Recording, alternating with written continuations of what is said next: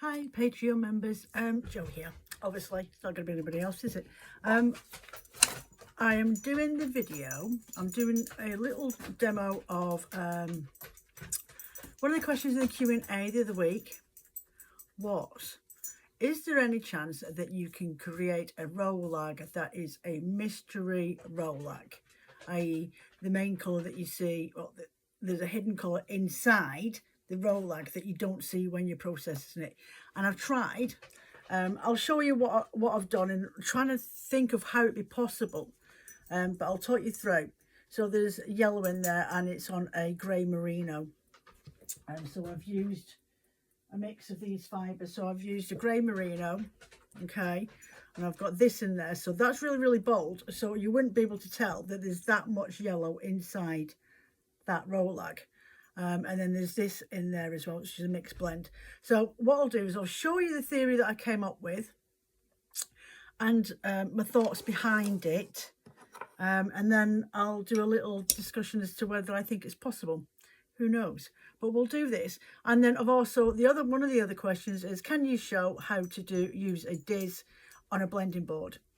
Which I've had a practice doing it on this. I'm used to doing diz rovings on my larger homemade blending board, but I thought you guys have typically got one of these and not a DIY one at home, so I'll show you how to do that and a little bit of tricks of the trade of how to actually get it to be full length. Okay, so I think what we'll do is we'll bring you around this way so you can see directly on from where I'm working. Okay, so I've repositioned you around and you can see that this is the top and the bottom of the roll of the blending board. So what I'm doing is doing 3 groups out of my merino roving, because it's the most dominant colour that I'm using for doing this demo. Okay, so what I'm going to do is start off with my grey, because I want to try and hide and disguise these colours to make some sort of mystery rolag. So I'm just going to, as I would do, just blending as normal, but the layering technique that I'll be using will be different from how I would normally do my rolags. So usually you want the colours that you're using to pop out and be on show, whereas this way from the request is to try and disguise the boldness of the colours, I'm presuming, inside the roving. So what I'm going to do is, instead of just doing the one layer as I would normally do, okay, I'm gonna do a few layers of this. So I'm gonna put them all on the blending board, do it like that. And this is the only way from trying with that one, which what I did with the rolags that I've shown you is I just did 2 layers of grey, then I did my blended roving, another layer of grey, and then I added my yellow. So I'm going to start back over here again.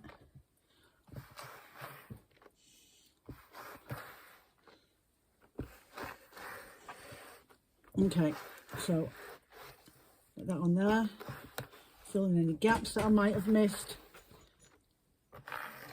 Okay.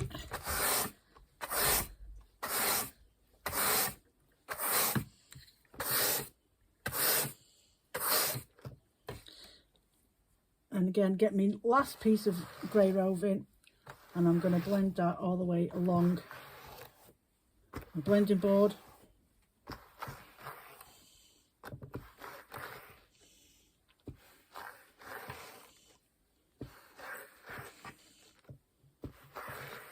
Like so. And that's all the grey gone. Just work with it as you would do. The only difference is you've got to keep in mind that you want the colourful colours kept inside the roving, the rolag as much as possible. So I'm going to use this little bit of blend. So this has got a viscose in here, a merino. I think there's some just a silk in here as well, in this blend.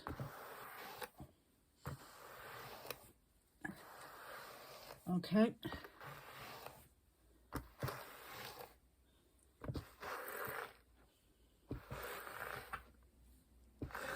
There we go.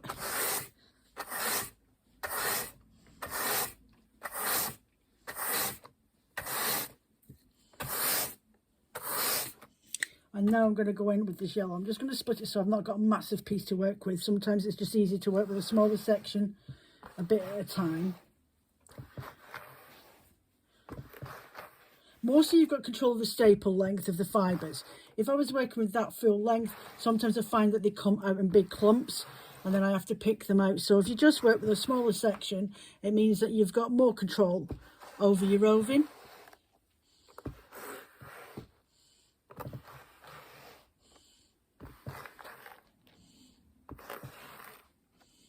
Like so, and I'm going to go over it again with the other section.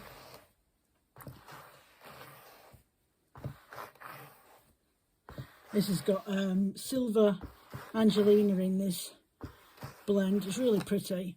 There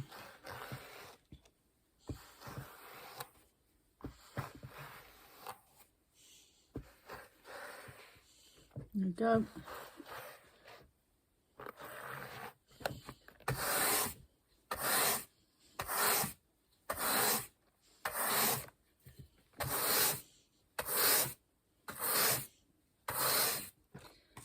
That's it.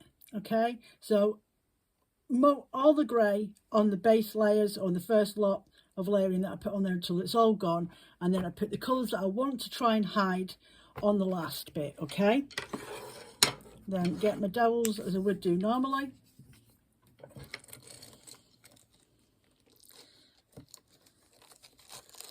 Now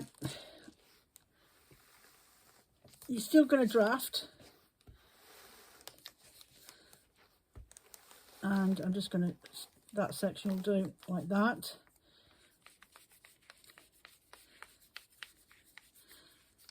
And this is where my theory comes in now, that I think technically it's going to be impossible to disguise the colours that are in your rovings. Okay, because no matter how many layers you put on there to counteract, if I put 4 or 5 layers of that grey, a little bit more fibre than what I had there to start with, which is probably about I don't know, 15 grams worth, or probably 20 grams worth of grey merino, because I weighed these out prior, and then about 7 and 3 grams of the coloured fibres on top. Now I've got the solid grey coming through here, as you can see, but when you draft down, you're still getting the yellow in there. It's going to come through regardless. Okay, but what it does do, by making sure that you put on a decent amount of weight of a base layer, is it's going to make sure that you don't know how much of a quantity of yellow is actually in there. So it's saying there's a little hint of yellow in the rolag, and there's a hint of blue in there. Now there is only a hint of blue in it, but it's looking like its majority of it is grey. But we know that that yellow is really quite bold, and until you actually spin it, it's not going to show its true colours. So up until this point, like now, you're rolling it and it is predominantly grey. You can barely see that there's yellow in there. But when you come to the last bit, the yellow will come through. So will the glitter and any other fibres that you've blended with this. So to answer your question, I think it was Fiona. Don't quote me on that. It might not have been Fiona, but it was one of you asked in the Q&A, is it possible to make mystery rolags? And my perception of that is, to me, you want to create a bunch of rolags, maybe as a gift for somebody, and them not be aware of the colours that are inside the roving or the rolag. My answer would have to be no, not really. What it will do is disguise how much of that colour is in there, and you won't know how bold it is or the amount of it until you start to spin it. So to a point, you can make a type of mystery rolag, but the only way you could call it a mystery is not to let them know what ingredients are in there. If you get my meaning. So yes, you can. The last rolag is predominantly grey. Now, you're not going to be making rollags just for the top end of your board, just so you can get a grey that you can barely see the yellow through that rolag. But when you do your first two, you're getting the greys, you saw it, but then as you draft it down, those fibres are actually coming out and they're showing up on that last roll like that. Can you see? But when you look inside, there's a heck of a lot more yellow. So the answer to your question is, can you make mystery rollags? No, you can't. Can you disguise the amount of colour that's in a rolag and make it look like it's predominantly one colour on the outside until you start to work with it? Yes, you can. It's just about your layering, whether it's a purple. And you use, I always weigh out my rollags, I've explained to you before. When I get the wheels and I'm getting ready to blend them, I get my scales and I weigh out roughly 100 grams to 120. It all depends on what mood I'm in, because I know my blending board will take roughly 30 to 40 grams of fibre, depending on the breeds, because each breed, depending on the micron count, will take a different amount because of the coarseness of the fibre. So if it was, say, a Herdwick, not that I'd ever work with Herdwick, because a nightmare will. If it was a Herdwick, then I would probably find that's a heavier wool and a thicker fibre on the staple length as well. It's a higher micron count as well, and it's a coarse wool. I probably won't get as much weight on my blending board as what I can do with a Carolias, a South American top, a Merino. Rambouillet is a exception to the rule. Rambouillet is a really lovely, luxuriously bouncy wool, and it's got a really lovely micron count to it as well. But when you're working with it, it likes to bloom. It just naturally wants to bloom. It's like an expanding cotton wool. It's the only way I can explain it. If I'm going to double card a bat with Rambouillet in it, I will always find that the second carding through will turn the wool to look as though it's a bit neppy. And if that's the look you want, that's brilliant. I don't mind it at all, but some people don't want that. So Rambouillet is really not the type of fibre you want to be working with for that. But it's just to take in consideration. You want to do a base layer and you want that colour, or the outer colour, your base, I say your base layer, it's your basically the first couple of layers that you put on your blending board. You want that to be predominantly more than anything else. So say you go with about 50, 60 grams of that, if not, probably, you could probably get away with 60, 70 grams. Depending on whether you're using bold colours with it or really soft pastel-y shades. But yeah, I would go for a 60 gram base colour that you want to show off on the outside of the roving, and then I would use round about 20-30 grams max for your internal colours to try and hide and disguise the colours that could be inside. But no, for that one I would definitely say a resoundingly no, it is not possible to make mystery rollags. Right, so the next one that I was asked about the other week there was to show how to use a Diz on a blending board. So I'm going to do this now. Now I have this, so it's got a concave on the inside of it, and that sits inside my palm, and it's got different dimensions as well. This is from a lovely guy. He's a British woodworker. You can find him on Facebook. He has a website, but his website's not brilliant. So you're best off messaging him directly. Message him directly, but you can find him. He's called Les Smith. On his Facebook page, he always puts pictures of the stuff he makes. But get in touch with him, and he makes these. This is a Diz, lovely handwood. I think this is rosewood that I've got here, rosewood or something like that, or might even be cherrywood, I can't remember. But I bought this years and years and years ago, and it's great for poking out fibres when I'm working with my drum carder or for cleaning out in here. But the concaveness, it sits just lovely in your hand, and it was well under 10. I think I bought this about 4 years ago, and I think it only cost me about £6.50. So I'm not quite sure what he charges for them now, but he does these lovely wooden brooches as well for your cloaks and things. But Les Smith is who you want to go and find. I will have a look, see if I can find him on Facebook, and I'll put a link in, if I can find it, in the comments. Comments, or the little bit I put underneath the Patreon once I post this up. But I'll see what I can do.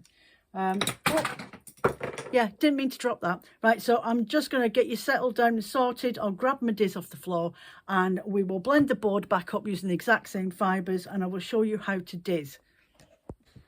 Right, so go back to my fibres again, stick them there, split that into, and down my blender board, and you just blend up your board just as you normally would do.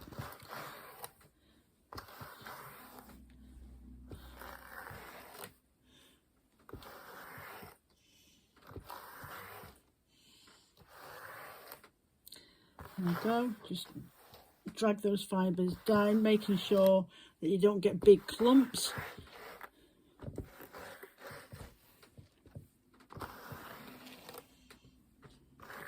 Okay, now I'm going to use my blended fibre on here, and then I'll pack it down with a brush in a second.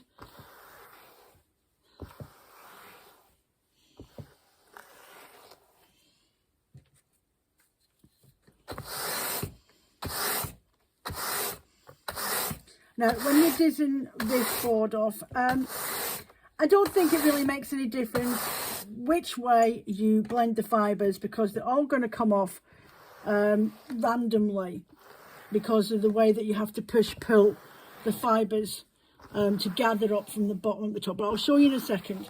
So yeah, I wouldn't, as long as you can, I personally, if I was going to diz from this for myself, I would just layer the colours on as I go and then use my little highlights, whatever. I wouldn't bother thinking about gradients and colours and striping, but that's not to say you wouldn't get a nice effect from it. I just, personally, I wouldn't bother because it might not show up in the roving. I mean, it could do if you did, you just did the diz all the way up and then took your colours that way, but my thoughts on dizzing is to try and take it all off in one go, so you end up with a nice pre-drafted slither of wool. So it's really the same concept if you were using English combs. When you go to draft out the fibres and prepare it so you can spin it afterwards, you use the diz to create yourself a slither of fibre. You're not really making a roving. You're just, what you're doing in essence is taking the wool and fibre off your blending board in one full length, so it's already pre-drafted for you, and you can literally just, you're off and spinning away.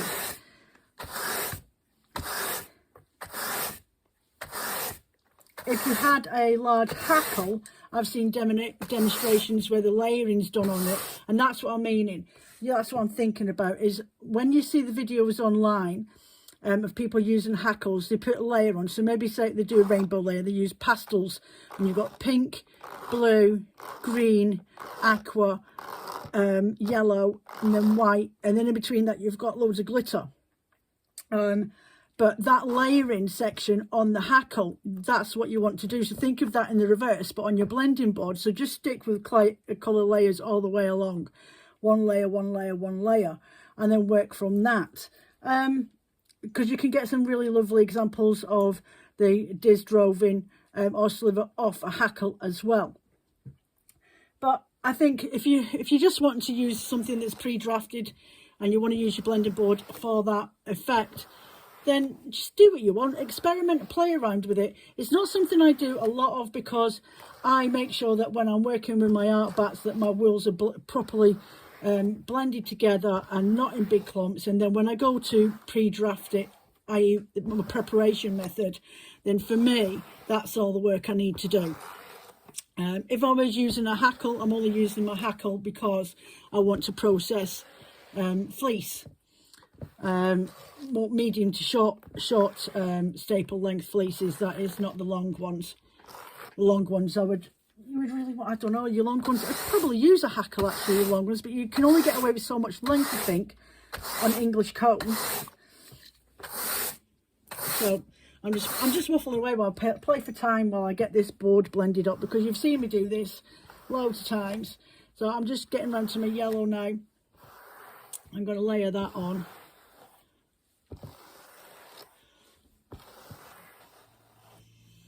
And again,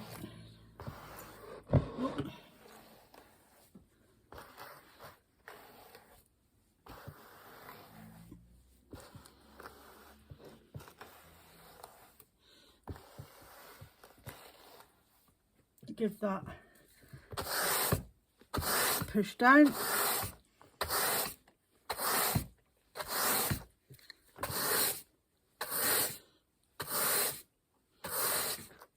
And then the last of this one now.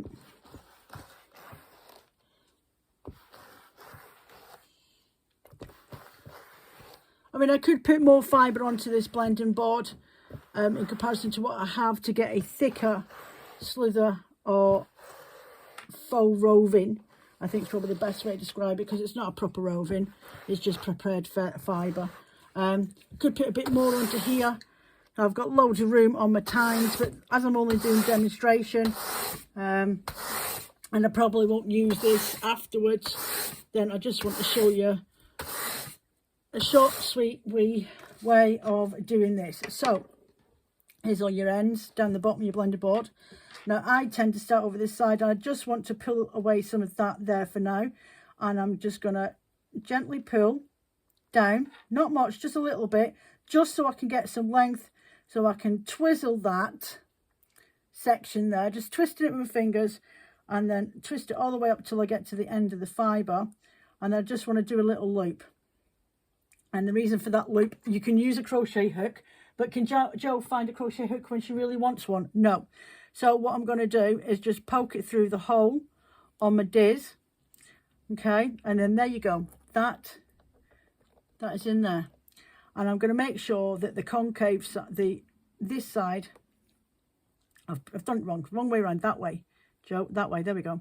I need the curve sitting in the palm of my hand. So when I start to pull this, now this is a drafting, it's a pull and push method. So you're pulling the fibre down and you're pushing it up, pushing up the diz. You're pulling this down, and at the same time I start to come over at this angle because I want to start catching these fibres over here, and then I'm going to push it up, and I'm going to pull it down, and I'm going to push it up, and I'm going to keep on working in that rhythm until we get a really good flow of fibre. And I really want this lot to come in, so I'm pushing it over this direction. I want this lot to catch in what I'm doing. So up and down, up, and you can see the fibres are starting to pull in to what I'm pushing up. So as I push up, these fibres I want to catch in here, so they'll come out when I draft down. So that's what you're doing, is you're drafting the fibres off your board, and you're off at a little bit of an angle as well here. You're about, I would say, a 45-degree angle. Let's see if we can bring you down. Hold on a second, I'm going to lift you up just a slight, and you can see that I'm not quite touching that board, okay? I need the angle so that I'm not pulling down like you would do with a rolag.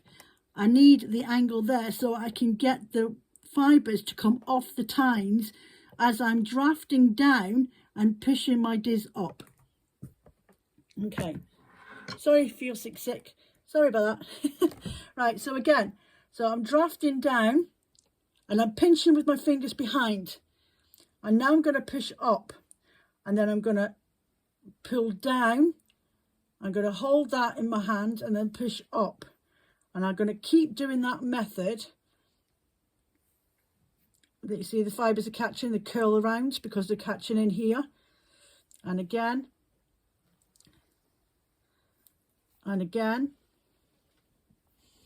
and keep doing that until I get to the end of this section, the end of this board. Keep going up and draft down, up and draft down, up and draft down. Now I'm getting to this section on my board where I've got no fibre left to catch up. Okay, hold on a second. I've got no fibre here left to catch. So what I want to do, these fibres are all going this direction, and that's what I'm looking for. Now I need to start pulling from this direction and then draft down, push up, draft down, push up, draft down, push up, draft down, push up, draft down, push up, draft down and push up, draft down, push up, draft down and push up, draft down, push up, and again, and keep doing that until I come to the end of this line again. Grab the last of these little bits of fibres over on this side of the board. Hold on a second. I think we've lost you for a minute there. There we go. Sorry about that. Now I'm at the end of this board. I'm just catching the last of these fibres like that. And again, you can see how the fibres are all now turned in this direction. And that's what you're looking for. You want that. So when you turn this way again and you draft down and push up, that, see how that caught in there? That's caught in those fibres now. So as I draft down this way, these fibres on this side will catch in with my motion of the pulling and pushing. And draft that down. And again. And then keep going.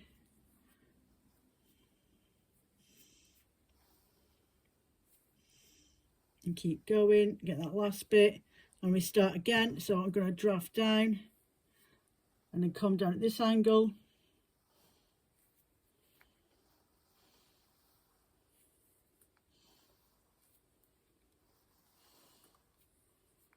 And keep going. I'm nearly at this end section, I'll just move that out of the way.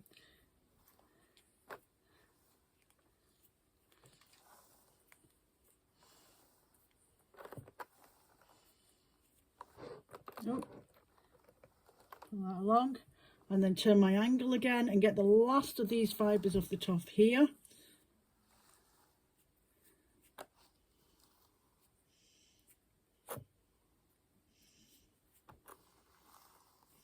Just keep drafting until they all want to come with you.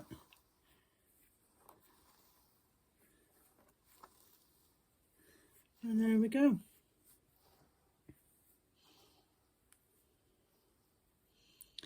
Easy peasy, that's it, done. So then you just roll that up. There's your pre-drafted fibre off your blending board, and you can just go off and spin that. You don't have to draft it at all while you're working with it. It will just do what it needs to do. Oh, there's a bit, I've stood on a piece. See, there's more down here. I've stood on a piece by accident, but that would have been one full length. That, on a minute, where are we at? That should have been one full length, but Joe, the idiot, stood on it. There we go. So you have one nest of blended fibres from your blending board, and you just stick that to one side and you can go off and work with that. Now you could, now because I've got equal measures, I could spin both of these drafted fibres off on one bobbin, and potentially these are all the same weight as those, so I can draft these off another bobbin and then ply them together. So it's as simple as that. Now I will try and make a conscientious effort to have a go at doing this on my drum carder. Yeah, I might do that in the next video. But what I'll do is I'll stick a Q&A up for you for next week, because next week will be the week of the 12th, 11th of December. So next week, and then the week after, with the week following up to Christmas. So I'll only do 2 more videos for Patreon over the next 2 weeks, and then I'll be back in the new year, if that's all right with you guys. So what I'll do is, if you want to do a Q&A, questions, anything, what would you like for Christmas? What would you like to see me doing in the future? I'd really, really appreciate it if you could pop over and do those for me.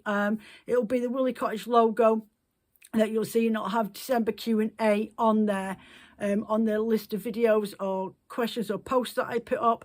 And I'd really, really appreciate if you just could put some thoughts, ideas, questions at me, at Fibre, things you're concerned about, or things you want to know about, or just a general chit chat. Throw anything at me. I'm open. It's Christmas. Open to suggestions. And I will do and film that in 2 weeks' time. So the last Sunday that I post before Christmas. Okay. Next week, I will have a practice of trying to do some dizzing off my drum card, and because it's so big, I've always been quite. So what I think probably best is for me to do it from over here, where my workstation is a little bit lower. Over there, it's a bit of a tight squeeze to get in. So yeah, we'll have a go at that next week on the video.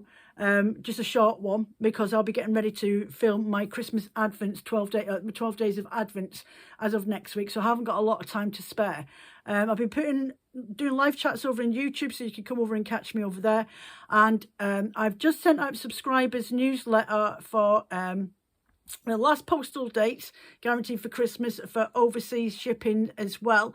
And if you guys want to use your Patreon code, there's 20% gone out on the newsletters, because I know most of you already subscribe, so you can use that.